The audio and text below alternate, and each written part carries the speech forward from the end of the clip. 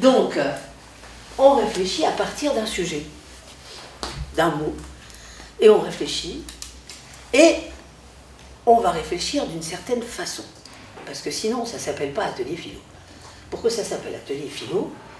Il faut réfléchir tous, même si on a 5 ans, si on a 7 ans, si on a 30 ans, si on a 70 ans, si on a... Voilà, on va réfléchir de la place d'une personne du monde. Voilà, si on était tous à égalité, tout le monde, chacun de nous, va réfléchir de la place d'une personne du monde. C'est-à-dire qu'en plus d'être qui on est, eh ben on va s'imaginer qu'on est n'importe quelle autre personne du monde.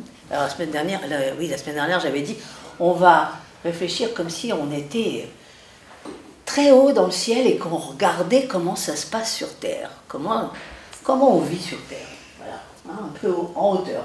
Pas seulement là, à Antony, dans cet endroit. Voilà. Bien. Ensuite, ça c'est la première chose, on va réfléchir à partir d'un mot, ça je l'ai dit aussi. La troisième chose, c'est que c'est un atelier de réflexion, ce n'est pas un atelier de parole. Vous n'êtes pas inscrit à l'atelier de parole. Donc si on ne veut pas parler, on a le droit de ne pas parler.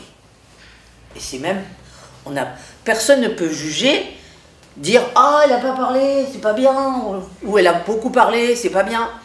Chacun fera comme il le sent. Mais par contre, chacun s'engage à réfléchir dans sa tête. Mais comme je ne peux pas les vérifier, voilà. Mais en tout cas, on est là pour réfléchir. D'accord? C'est ça la philo, c'est réfléchir. C'est pas parler, c'est réfléchir. Et donc on va réfléchir à partir de ce mot, de la condition humaine, on va réfléchir de la place d'une personne du monde, et si on a envie de parler, ah ben on a aussi ce droit. Mais pour le faire, on ne peut pas le faire n'importe comment. Ça veut dire que pour parler, pour prendre la parole, il faudra absolument être en possession de ceci. C'est quoi ça? Eh oui, un bâton de parole. C'est un bâton, mais aujourd'hui, c'est un bâton de parole. C'est celui qui donne droit à parler. Si je n'ai pas ça dans la main, je ne peux pas parler. Ok? Voilà. Donc, si on a envie de parler, ben, on a le droit de parler en prenant le bâton. L'autre chose, c'est que ça va durer. Alors, donc, je ne participe pas. Je vais me mettre là, dehors, là. Et qu'est-ce que je vais faire? Je vais essayer d'écrire tout ce que vous dites.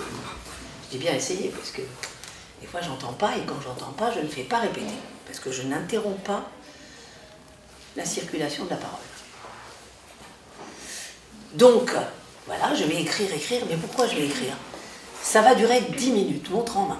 10 minutes pendant lesquelles le bâton de parole va circuler de main en main. Je veux parler, je l'arrête et je parle. Je veux pas parler, je le passe à mon voisin. Pas très compliqué. Et quand ça fera 10 minutes, je vous dirai « Ah, ça y est, l'atelier, premier temps de l'atelier est terminé. » Parce que c'est un premier temps. Et je reviendrai là, et je vous lirai les notes que j'ai prises. Je ne dis pas ce que vous avez dit, parce que c'est ce que j'ai entendu. Des fois, je n'ai pas entendu tout à fait ce que je vous avais dit. Et donc là, vous pourrez rectifier en disant « Ah oui, non, mais moi, j'ai dit quelque chose qui n'est pas noté, ou bien, voilà, que je ne retrouve pas ce que j'ai dit. » C'est possible, hein, voilà. Et donc, quand ceci sera terminé, je vous inviterai à un deuxième temps qui durera aussi 10 minutes. C'est le temps où je vais lire mes notes, et je commencerai par lire mes notes, ça je l'ai déjà dit, mais après je vous demanderai comment ça s'est passé pour vous. Voilà. Et donc là, il n'y a pas de bâton de parole qui circule. Celui qui a envie de dire comment ça s'est passé, il le dit. Celui qui n'a pas envie, il ne le dit pas, enfin voilà. Et ça dure 10 minutes. Et après tout ça, il y a un prolongement que je ne fais qu'ici, dans cet atelier entre parents et enfants. Je ne le fais pas ailleurs. C'est qu'il va y avoir des petites bandes de papier avec des crayons et du papier, enfin des crayons et des crayons de couleur. Et chacun pourra, s'il en a envie, hein, aucune obligation, écrire, faire un dessin, écrire une phrase qu'il a marquée, un mot qu'il a touché, quelque chose qu'il a envie de mettre sur le papier avant de quitter cette salle. Alors ces papiers seront photographiés, moi je les mets sur Facebook, sur la page, mais sans mettre vos figures ni rien, je ne mets que les papiers, et sur une page qui s'appelle l'Axas, la page de l'Axas, où je dis que je suis venue à Antony. Voilà. Oui, j'ai oublié de vous dire une chose, c'est qu'au moment où je vais lancer le mot, où je vais lire le petit papier que va tirer... Yes. il y aura 1 minute pendant laquelle vous ne pourrez pas parler, même si vous en avez envie, et que vous demandez le bâton. Parce qu'on va laisser le mot s'installer dans notre tête pendant cette minute de silence. Et après, je viendrai là, et je dirai qui veut le bâton de parole. Et la personne qui voudra le prendra, et on commencera, puis après, elle le passera à son voisin, allez, on va dire de droite. C'est facile. Hein, son voisin de droite, qui le passera au voisin de droite, etc. C'est avant de tirer le papier, etc. On commence par une chose, c'est une question qui est juste un préambule. On appelle ça, quand on va au restaurant, une mise en bouche. Voilà. À hors d'œuvre, avant de commencer. Voilà. C'est la question, qu'est-ce que c'est que philosopher pour vous, aujourd'hui, là, ensemble? Alors, qui a envie de répondre à cette question? C'est se poser des questions. Se poser des questions. Aller à la rencontre de personnes qui ont une vision du monde différente de moi. Aller à la rencontre de personnes qui ont une vision différente de moi. Oui. Réfléchir ensemble sur des sujets. Réfléchir ensemble sur des sujets. Un moment d'échange. Un moment d'échange. S'interroger sur sa place et la place des autres dans le monde. Est-ce que tu sais lire? Non. Alors, est-ce que tu veux que ta maman lise? Oui. Alors, ta maman, elle va lire à voix haute. Alors, c'est le verbe, c'est grandir. Voilà.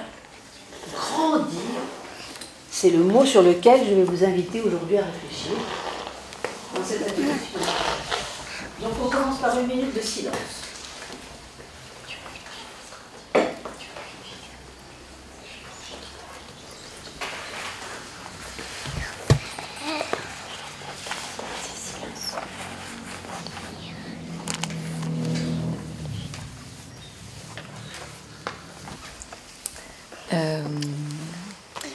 Grandir, on pense à faire grandir, on fait grandir. Est-ce qu'on arrive à faire grandir ou est-ce qu'on grandit soi-même? Moi, je pense à une phrase sur le Panthéon, il y a écrit aux grands hommes, la patrie reconnaissante, qui sont les grands hommes et les grandes femmes, etc. Je me pose cette question. On dit qu'on se sent grandi quand on est tombé, qu'on s'est relevé. Grandir, c'est évacuer une à une ses peurs. Grandir, ce n'est plus être un bébé. Grandir, c'est apprendre des choses en faisant les choses. Grandir, pour moi, c'est on doit pouvoir et on doit devoir grandir à tout âge. Grandir, c'est trouver sa place dans le monde. Grandir, c'est avoir une vision différente des choses en fonction de l'âge qu'on a. Grandir, c'est se développer. Grandir, il y a 2 états, mais l'état physique de grandir et l'état essentiel de l'essence même de l'homme de grandir, autant spirituellement qu'au niveau des expériences. Grandir, c'est évoluer psychologiquement, avoir de nouveaux comment dire, pour grandir mentalement et en taille. Grandir, ça serait correspondre davantage à ce qu'on est vraiment.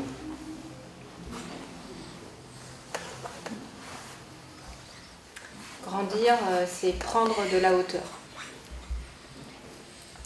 Il y a pour moi une notion d'autonomie dans le fait de grandir et peut-être une notion de liberté aussi.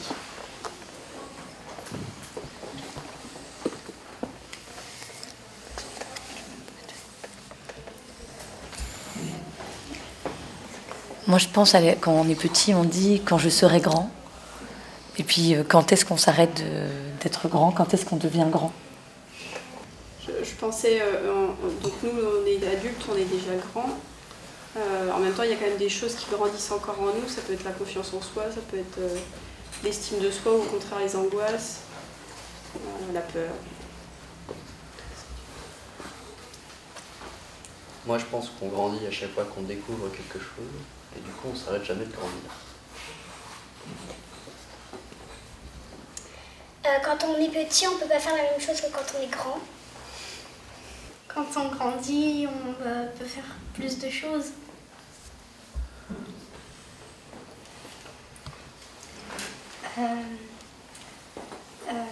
Grandir, c'est atteindre ses objectifs, car quand on grandit, c'est qu'on apprend plus de choses et qu'on évolue.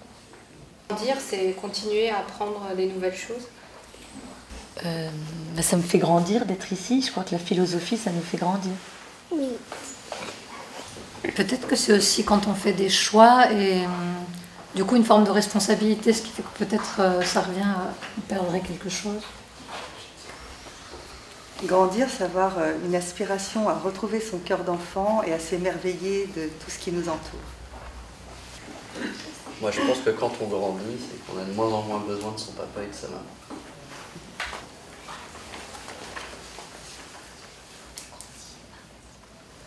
Non, je pense que ce qui est important dans la grandeur, je rejoins un peu ce qu'a dit Damien, il me semble, c'est vraiment réussir à se connaître soi et puis essayer de respecter ce qu'on est et essayer de trouver vraiment sa place. Je pense qu'on a tous une place dans le monde. Voilà. Grandir, c'est changer, avoir plus de responsabilités. Il a été dit tout à l'heure que grandir, c'était, qu'on grandissait toujours parce qu'on apprenait toujours, et dans le même temps, ça signifiait aussi peut-être perdre quelque chose. Donc est-ce que grandir, c'est pas à la fois gagner quelque chose, une compétence, une vision, et ne sous-entend pas l'idée forcément que on doit renoncer à quelque chose pour y parvenir. Moi, des fois, je me pose une question. Comment je serai plus tard? Grandir et être grand, est-ce que c'est la même chose?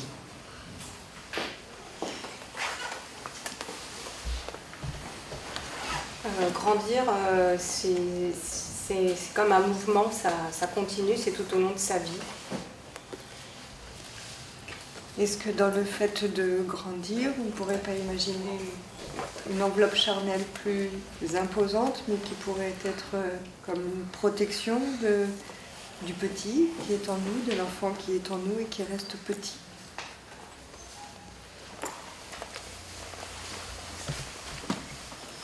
Moi, je me demande pourquoi Peter Pan ne veut pas grandir. Enfin, il ne veut pas grandir, peut-être qu'il ne veut pas être un adulte, c'est pas pareil. Grandir, ce serait être indépendant.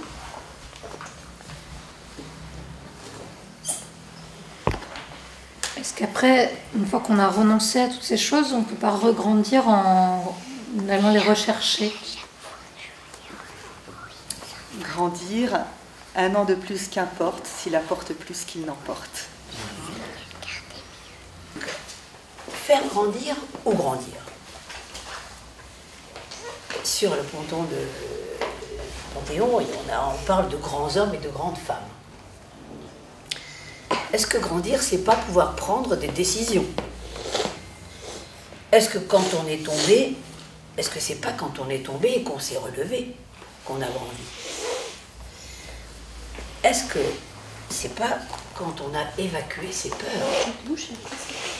qu'on a grandi? Est-ce que c'est pas ne plus être un bébé? C'est apprendre peut-être des choses en les faisant aussi.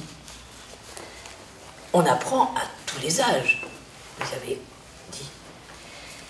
C'est trouver sa place dans le monde. C'est voir des choses de façon différente. C'est se développer. C'est grandir physiquement, mais aussi spirituellement. C'est grandir sur le plan psychologique aussi. C'est mentalement et c'est aussi en taille. qu'on grandit. C'est correspondre davantage à ce qu'on est vraiment. C'est prendre de la hauteur. C'est devenir plus autonome, plus libre. Est-ce que c'est quand je serai vraiment grand, ou est-ce que ça s'arrête un jour et qu'on grandit? Est-ce qu'on ne grandirait pas toujours? S'affirmer, c'est grandir peut-être. Être adulte, devenir adulte, c'est grandir. Mais un adulte qui est grand, est-ce que c'est fini? Est-ce que des choses continuent à grandir quand même? Est-ce que grandir, c'est pas chaque fois qu'on découvre quelque chose de nouveau? Et quand on est petit, et qu'on grandit, et qu'on ne peut... Quand on est petit, il y a des choses qu'on ne peut pas faire. Et quand on grandit, on peut les faire. C'est perdre son innocence. C'est faire plus de choses qu'on ne faisait avant. C'est atteindre des objectifs, apprendre plus de choses. C'est faire de la philosophie, ça fait grandir, peut-être. C'est se transformer. C'est quand on fait des choix et qu'on devient plus responsable. C'est une aspiration à garder son cœur d'enfant même quand on grandit. C'est quand on a moins besoin de son papa et de sa maman. C'est réussir à se connaître et se respecter, à trouver vraiment sa place. C'est avoir plus de responsabilités. C'est... Est-ce qu'on grandit toujours? Est-ce qu'on gagne quand on grandit? Et est-ce qu'on ne perd pas aussi quand on grandit? Est-ce qu'on ne perd pas des choses? Grandir et être grand, est-ce que c'est la même histoire? Non. C'est ce mouvement qui nous accompagne tout au long de notre vie, peut-être. C'est une enveloppe plus grande, mais autour de l'enfant qui reste en nous. Est-ce que ce ne serait pas ça aussi? Grandir en allant à la recherche de soi. Alors, je n'ai pas tout entendu, je ne connais pas la citation, si c'est une citation. Oui, un an de plus qu'importe, s'il apporte plus qu'il n'emporte. S'il apporte plus qu'il n'emporte. Voilà. Voilà, bravo. Merci. À vous maintenant. Donc, la question, c'est comment ça s'est passé pour vous, cet atelier, pour ceux pour qui c'était le premier, et même pour ceux pour qui c'était le troisième, parce que peut-être qu'ils n'ont pas vécu les choses de la même façon. J'en sais rien. Voilà. Ou le deuxième. Alors, on y va. Tu rappelles ton prénom? Irénée. Irénée. Je trouve que c'est bien de pouvoir écouter les avis des autres, et voilà. Donc, toi, tu as trouvé bien de pouvoir écouter les autres et leur avis. D'accord. Alors, qui veut dire comment ça s'est passé pour elle ou pour vous? Rappelez-le le prénom. Moi, je m'appelle Marcia et je trouve ça émouvant, je trouve ça difficile de parler. Enfin, le sujet m'a surpris. Enfin, j'ai été surprise de voir le verbe grandir alors que je suis avec ma fille à côté de moi et ça me... ça touche le fait qu'elle soit à côté de moi, ça me touche. Oui. Ça veut dire que vous avez été surprise. J'ai eu des difficultés peut-être à ce qu'on a dit au début, de s'extraire, à être tout en haut comme ça. Au fond, elle était avec moi tout le temps. Je ne pouvais pas être en haut, tout en haut comme ça et regarder. J'étais ici. Voilà. Voilà. Difficulté à regarder les choses d'en haut parce qu'elle est très proche et que elle est en croissance. Et exactement. On est dans la croissance. Voilà. Merci. Qui encore? Oui, votre prénom. Célia. Je trouve très juste ce que dit Marcia, parce qu'en s'observant tous, finalement, les parents regardent leurs enfants, même en s'exprimant eux-mêmes. C'est-à-dire que dans le fait de grandir, on considère certainement en tant qu'adulte que ça concerne nos enfants dans leur stade de croissance, et que peut-être nous ne sommes plus concernés, mais c'est bien par notre expérience sur le sujet, le fait de grandir, que on a peut-être, ou pas d'ailleurs, les bonnes clés pour les aider à devenir grands. Et j'ai trouvé ça très, très, très significatif. Après, il y a un plaisir incroyable c'est émouvant, c'est quelque chose de gênant, mais il y a un plaisir incroyable à être dans le lien de la parole sans s'adresser aux uns aux autres, être dans la continuité de la parole, je trouve. Donc deux choses dans ce que vous dites, deux idées. Une idée, c'est cette difficulté que vous appuyez, ce qu'a dit tout à l'heure Marcia. C'est que la présence des générations différentes sur ce mot, voilà, a fait un peu, ça a questionné doublement, on peut dire ça. Et la deuxième, c'est le plaisir que vous avez eu à partager sans connaître, mais en étant ensemble, comme ça, des humains. Exactement. Voilà. Exactement. Merci. Quoi d'autre encore? Qui veut dire comment ça s'est passé pour lui ou pour elle aujourd'hui? C'est le dernier. Oui, alors c'est Lévi. Lévi, oui. Lévi. Moi j'ai été contente parce que je ne m'attendais pas à être étonnée, comme c'était la 3e fois. Je me suis dit, ça va être comme les 2 fois précédentes. Et non, j'ai trouvé que vraiment chaque séance était très différente. Et j'ai été surprise par tout ce qui s'est dit. Et ça m'a fait vraiment réfléchir autrement que seule chez moi. Donc j'étais très contente. Donc vous faites part de quelque chose qui est votre habitude à venir ici. Ça y est. Et vous constatez que les 3 séances, vous ne les avez pas vécues pareil. Oui. Et que celle-ci vous a, comment on peut dire ça, vous a paru encore plus différente que les autres. Oui, c'est ça. Peut-être parce qu'il y avait plus de monde, donc plus de... On est un peu plus nombreux là aujourd'hui. Mode de pensée différent. Enfin, j'ai suivi tous les raisonnements et j'ai l'impression que ça m'a emmenée ailleurs. Ah oui. Et vous avez fait grandir? Peut-être. Alors, qui encore a envie de dire? Oui, rappelle-nous vos prénoms. Aya. Ah. Et ben, j'ai beaucoup aimé. Et puis, je me suis dit, je me suis aussi dit, moi, quand est-ce que je serai grande? Et puis, je me suis posé beaucoup de questions sur mon avenir. Donc, toi, pendant ces 10 minutes, ça t'a fait beaucoup réfléchir. Et à toi aussi, à ton avenir. Et tu le vois beau, cet avenir, j'espère. Oui. C'est beau d'avoir tout l'avenir devant soi. Oui. Allez, tu as plein de choses à faire. Qui encore? Alors. Oui, moi ce que je trouve bien, c'est Alix. Ce que je trouve bien, c'est que ceux qui ont envie de parler parlent, ceux qui n'ont pas envie de parler ne parlent pas, effectivement. Et ce ne sont pas toujours les mêmes qui prennent, qui prennent la parole parce que ils seraient mis en avant plus que les autres. Voilà, c'est vraiment, chacun a sa place et on fait ce qu'on veut. Oui, vous pointez quelque chose qui est ce que le désir de M. Lévin quand il a créé ce dispositif, c'est que tout le monde soit à égalité, qu'on soit parents et enfants, qu'on soit tous les enfants, parce que dans une même classe, les enfants ne sont pas tous pareils. Ils sont, mais loin de... Et donc, le fait d'avoir ce droit, et puis rompre avec le scolaire, parce qu'à l'école, quand on se tait et qu'on ne parle pas, on est mal vu. On pense qu'on ne sait pas la réponse, qu'on n'est pas un bon élève, parce qu'on n'a pas participé, parce qu'on n'a pas... Mais là, dans le cadre scolaire, en tout cas quand on le fait encore, c'est ça qui est extraordinaire, c'est que les enfants, moi j'ai constaté ça, les enfants qui sont les meilleurs élèves de la classe, ce ne sont pas ceux qui parlent le mieux, le plus.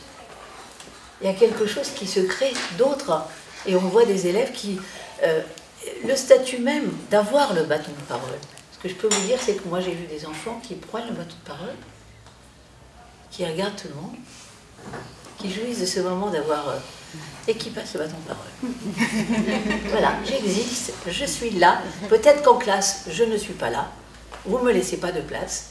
Mais là, je la prends. Voilà. Donc ça, c'est... Et vous pointez ça, ce point qui est important. Moi, ça a été vraiment un très beau moment de partage. Et ce qui m'a frappée, c'est qu'à un moment, je me suis rendu compte qu'en réfléchissant, je n'écoutais pas bien les autres. Et je me suis dit, tant pis, passe ton tour, écoute bien les autres et quelque chose va surgir. Et ça, c'est pas dans ma nature. Je suis plutôt quelqu'un de très enthousiaste et spontané, donc je parle beaucoup. Et là, tout d'un coup, je me suis dit, arrête-toi et écoute. Ça m'a fait du bien. D'accord.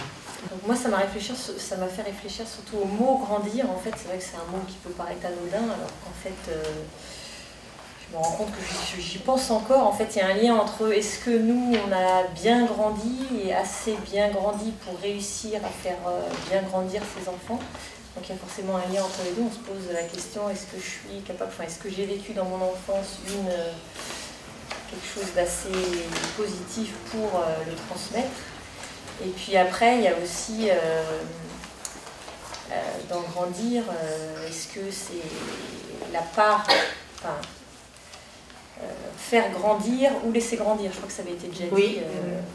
Je pense qu'il faut réussir à trouver le juste équilibre entre laisser les enfants grandir seuls et puis nous être derrière ou accompagner. Enfin, voilà, il y a ce côté-là aussi qui n'est pas évident. Voilà, trouver le juste milieu, quoi. Deux choses dans ce que vous dites. Sur le mot, nous avons décidé de prendre un mot et pas une question. Encore pour rompre avec le scolaire. Parce qu'à l'école, il y a des questions, et dans les questions, il y a des bonnes réponses et des mauvaises réponses. En philosophie, il n'y a pas. Toutes les questions ont toutes les réponses possibles. Et j'ai oublié de le dire aujourd'hui. C'était un des points que j'aurais dû dire, c'est qu'il n'y a ni bonne ni mauvaise réponse en philosophie et que personne ne doit s'autoriser à se moquer de ce que dit quelqu'un. Et je ne l'ai pas dit, voilà, malgré le nombre de fois. Et voilà. Et donc, effectivement, on a décidé que c'était un mot parce qu'on a trouvé que le mot allait puiser, c'est ce qu'a dit un élève un jour. Et il a dit, madame, quand vous dites ce mot, j'ai l'impression qu'avec un seau, je vais au fond d'un puits chercher des choses et ce puits, il est à l'intérieur de moi. C'est-à-dire que le mot va déclencher un film de sa vie, de quand on a rencontré ça, comment, dans les expériences de la vie et non pas dans les livres. C'est là qu'on va les puiser. Et alors que la question, et un autre élève m'a dit un jour, un élève de 3e qui avait la possibilité de s'exprimer, il dit, mais madame, un mot, parce que j'ai dit, quelle différence pour vous si je vous avais dit une problématique sur grandir? Est-ce qu'on grandit toujours bien ou je sais. Il a dit, mais la différence c'est que quand on dit grandir, on est sur le balcon et on regarde le monde de grandir. Si vous aviez posé une question autour de grandir, c'est comme si on avait mis des persiennes et qu'il faut regarder au travers des persiennes. C'est-à-dire que là, il me donnait un truc extraordinaire, extraordinaire. Et Jacques Lévin appelle ça, il a une façon d'inventer des mots, un langage intermédiaire qu'on appelle. Il dit, c'est comme si on est sur le balcon du monde. Voilà. Et on regarde le monde. Et les enfants et les adultes aussi ont envie d'être sur le balcon du monde, de prendre ce temps et de regarder le monde. Et les enfants ont cette particularité, c'est qu'ils le regardent avec des yeux neufs. Et ça, c'est extraordinaire. Donc ça, c'est la première chose. Et la deuxième chose, c'est que ce mot a déclenché chez vous un questionnement personnel sur est-ce que la façon dont j'ai grandi, moi, est liée à la façon dont je vais faire grandir mes enfants. Voilà, il y a quelque chose qui s'est relié dans un questionnement. Merci. Quoi d'autre? Juste le fait de donner qu'un seul mot et pas une question, ça permet aussi de répondre un peu comme on veut, soit juste avec un seul mot. Pour les petits, c'est pratique, mais même pour nous, on n'est pas obligé de faire une phrase alambiquée pour répondre. C'est plus spontané peut-être. Oui, vous avez raison. C'est vrai, c'est ce qu'on constate aussi. C'est que on peut, que ce soit parce qu'on a peu de vocabulaire ou que ce soit parce qu'on n'a pas envie de faire une tartine, on a ce droit. Voilà. Bien, est-ce qu'il y a d'autres interventions? Est-ce que je frustre personne si j'arrête là, puisque ça fait presque 10 minutes, grosso modo. Les enfants, vous avez envie de dire quelque chose? Il n'y a pas que les grands qui peuvent parler. Enfin, il y a quand même, on a eu ton prénom, Irène, qui nous a dit son avis, et puis aussi Aya. Oui, mais c'est tout. Parce qu'il y a d'autres enfants qui veulent nous dire comment ça s'est passé pour eux, cet atelier sur grandir. Mais tu veux rajouter quelque chose? Au début, je me suis dit ça va être hyper compliqué. Et au bout de 10 minutes, je me suis rendu compte que c'était très facile. Alors voilà. Oui. Moi, au début, je pensais que ça allait être un peu ennuyeux, mais au cours de ces 10 minutes, je me suis rendu compte que c'était intéressant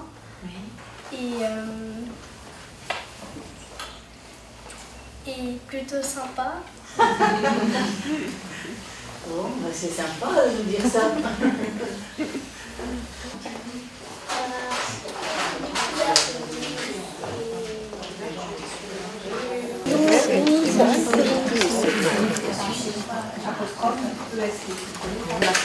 Qui est au revoir.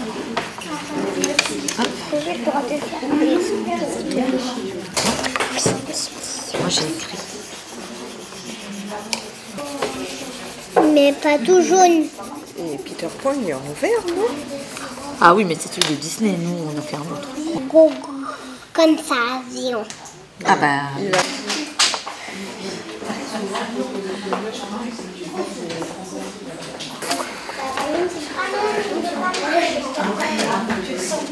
C'est joli ça. C'est une question. Ça veut dire quoi grandir? Pourquoi avant on était petit et maintenant on est grand?